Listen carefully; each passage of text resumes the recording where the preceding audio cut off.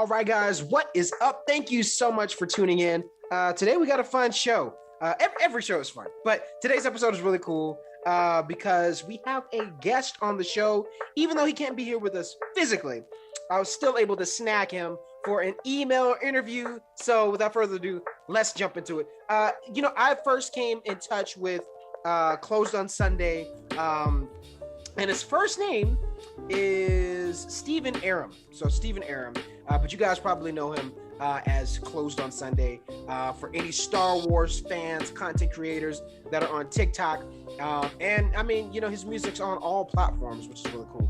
So I first came in touch with his music on TikTok. We all use it, we all love it. I mean, I have it all on my phone. It's amazing. And I was like, you know what? I would love to just talk to this guy. I would love to throw some questions by him, and then opened up. I went live a little bit earlier today, and I was like, yo, on my page, asking fans like, hey, I'm gonna be, doing an interview with, Closed on Sunday. If you guys have questions, let me know, and I'll put your questions in the interview. So without further ado, let's get into the interview.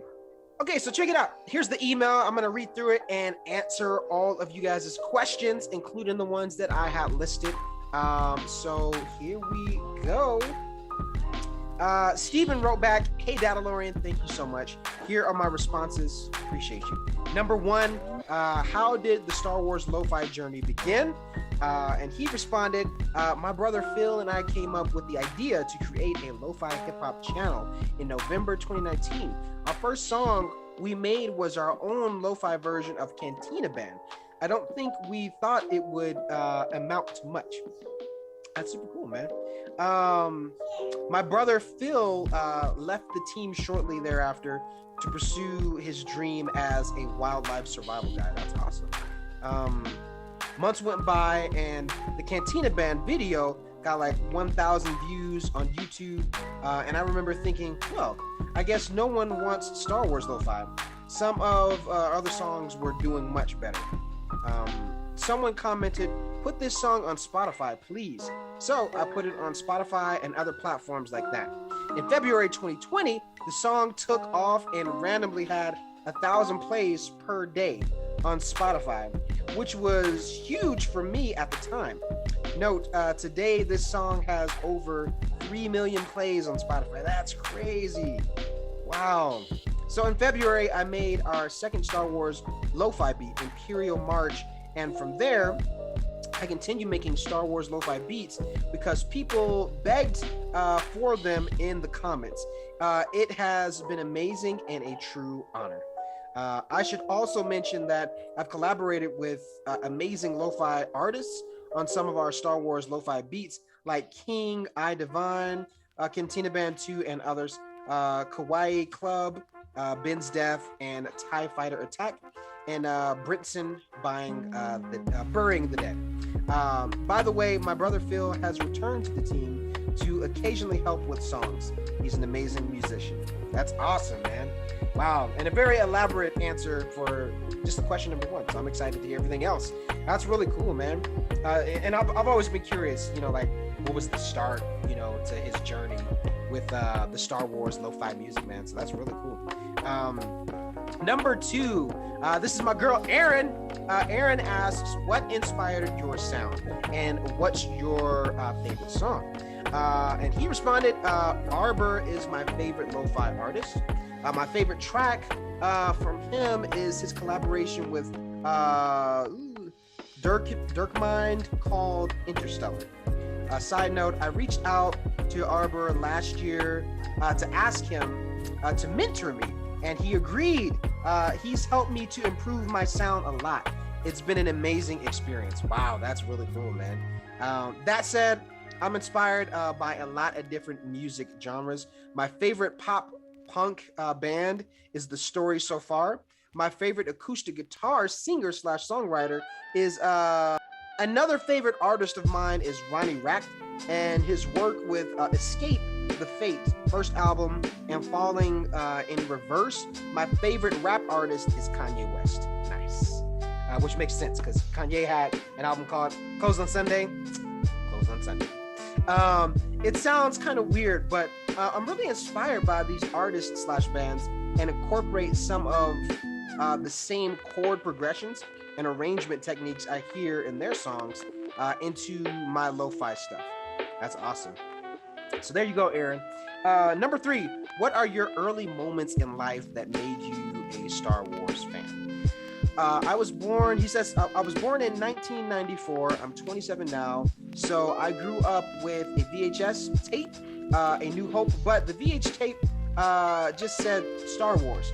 And a VH tape of The Phantom Menace, a common ritual for my 8-year-old self involved repeatedly playing the last 30 minutes of The Phantom Menace. Nice. Which is probably like, I mean, some would say is like some of the best moments, even though I still love Phantom Menace in its entirety, but there are some who would say like once you get towards that end, like that's some of the best of it. You know what I mean? So that's awesome. The movies made me a Star Wars fan. Absolutely. Number 4, how long does it take to make one of your songs? That's a rough one. I used to limit myself to only spending 1 day per song. Now I spend another, anywhere from 3 days to 2 weeks on a single song. Wow. I'm super thankful that I'm able to do that now because I feel like the results are better. That's really cool, man. And it that gives so much perspective, and it makes me, and I'm sure a lot of you that are watching, just appreciate the musicality even more, man. Like, it's cool to go and buy and download songs and just listen to it and play it on repeat all the time, but when you understand the process, it's just, and I'm using another example. Like, I have a show on YouTube that's called Star Wars: The Prop Wars, and in that I learned how to how lightsabers are built, the soundboard, the proppy board, all the stuff that goes into it, and it's mind-blowing. It's like, man, this is a lot, and you wonder why they're so expensive. It's because of all the work and technique that goes into putting that product together.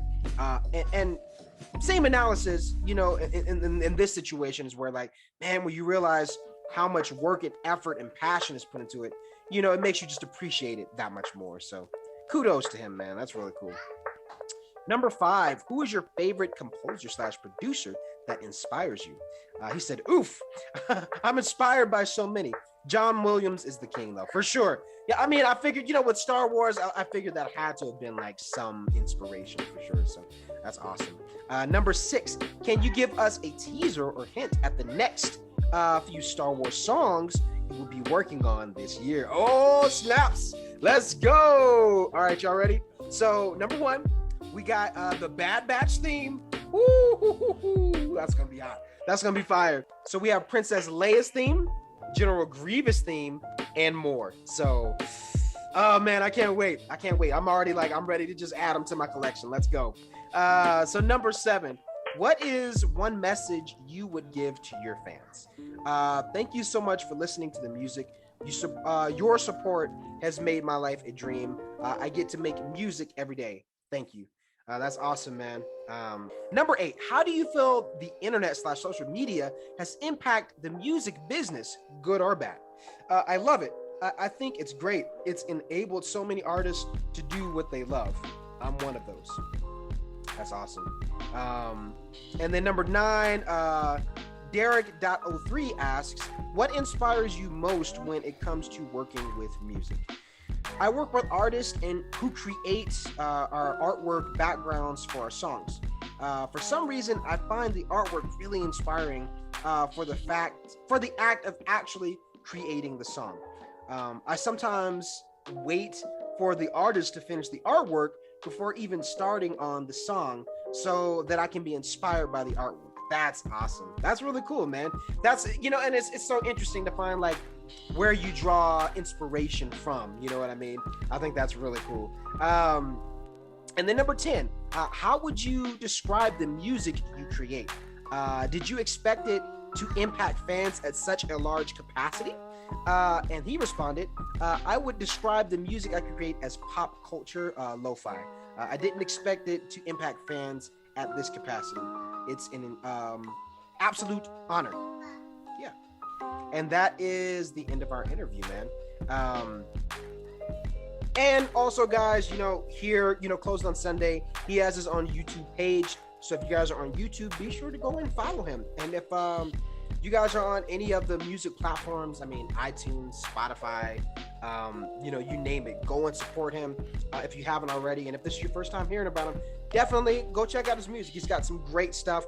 I listen to it and you know, bump the music all the time. If I'm, you know, on TikTok, I always use his music, like pretty much all the time, you know, behind my videos on TikTok. So it was really cool to be able to have a moment of his time and just pick his brain and kind of learn more about his journey, you know, as a Star Wars fan and also creator to creator. So that's awesome, man.